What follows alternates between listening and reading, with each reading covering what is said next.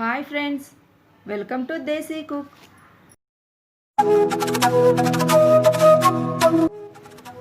దేవి నవరాత్రుల్లో 8వ రోజు అలంకరణ శ్రీ మహిషాసుర మర్దిని. ఆ రోజున అమ్మవారికి పరమన్నాన్ని నైవేద్యంగా సమర్పిస్తారు.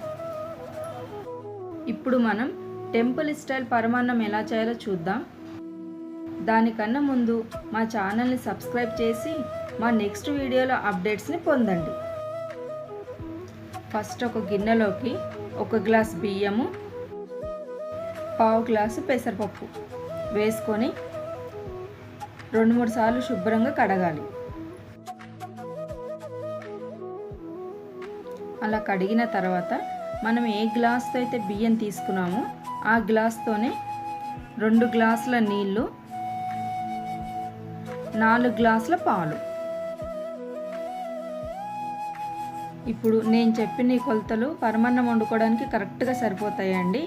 ఇలా పోసుకున్న తర్వాత ఒక అరగంట పాటు నానడానికి పక్కన పెట్టుకోండి.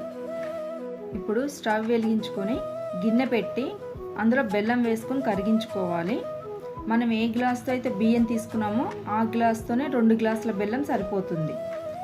అలా బెల్లం వేసుకొని కొద్దిగా నీళ్లు పోసి బెల్లం కరిగేంత వరకు కరిగించుకోవాలి. ఇలా ముందే బెల్లం కరిగించి పక్కన పెట్టేసుకోవాలి. ఇలా ముందే బెల్లం కరిగించి పక్కన పెట్టుకుంటే పరమాన్నం వండే వరకు మనకు బెల్లం చల్లారిపోతుంది. బెల్లం కరిగిపోయింది. ఇప్పుడు దీన్ని పక్కన పెట్టేసి మనం నానబెట్టుకున్న బియ్యం పెట్టేసి అన్నము మెత్తగా అయ్యే వరకు వండుకోవాలి.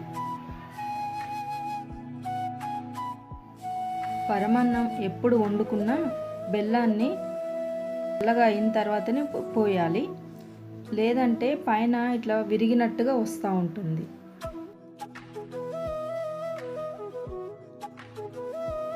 అన్నము ఉడికేటప్పుడు మధ్య మధ్యలో కలుపుతూ వండుకోవాలి, లేదంటే అడుగంటుతుంది. మనకి అన్నము పప్పు మెత్తగా ఉడికిపోయింది. ఇప్పుడు ఇందులో మనం రెడీ చేసి పెట్టుకున్న బెల్లం ఉంది కదా, అది ఒక టీ స్ట్రైనర్తో ఇట్లా వడగడుతూ పోసుకోవాలి. ఇలా వడగట్టి పోయడం వల్ల ఏంటంటే అందులో ఏదైనా డస్ట్ అదా ఉంటే మనకి అన్నంలో పడకుండా ఉంటుంది. అలా పోసిన తర్వాత ఇందులో ఒక 2 టీ స్పూన్స్ చక్కెర వేసుకోవాలి. పరమాన్నంలో బెల్లంతో చేసినా సరే ఇలా 2 టీ స్పూన్స్ చక్కెర వేయడం వల్ల రుచి బాగొస్తుంది. ఇలా వేసిన తర్వాత ఒక 2-3 నిమిషాలు మూత పెట్టేసి ఉడికించుకోవాలి. ఇప్పుడు ఇలా కొంచెం జారుడుగా ఉన్నా కూడా మనం దింపేసిన తర్వాత చల్లబడుతుంది కదా, అప్పుడు కరెక్ట్ కన్సిస్టెన్సీలోకి వస్తుంది.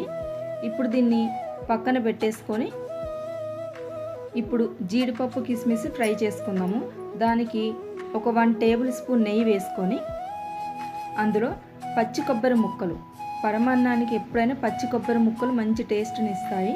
అలాగే కొద్దిగా జీడిపప్పు, కొంచెం కిస్మిస్ వేసి దోరగా ఫ్రై చేసుకోవాలి. అవి ఫ్రై అయిన తర్వాత పరమాన్నంలో వేసేసి ఒకసారి బాగా కలిపేసుకోవాలి.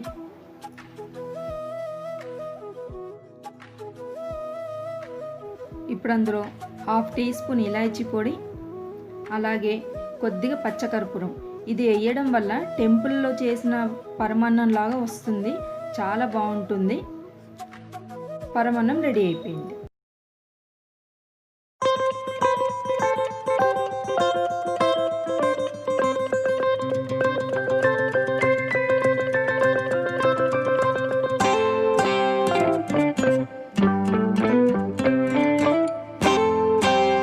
Thanks for watching.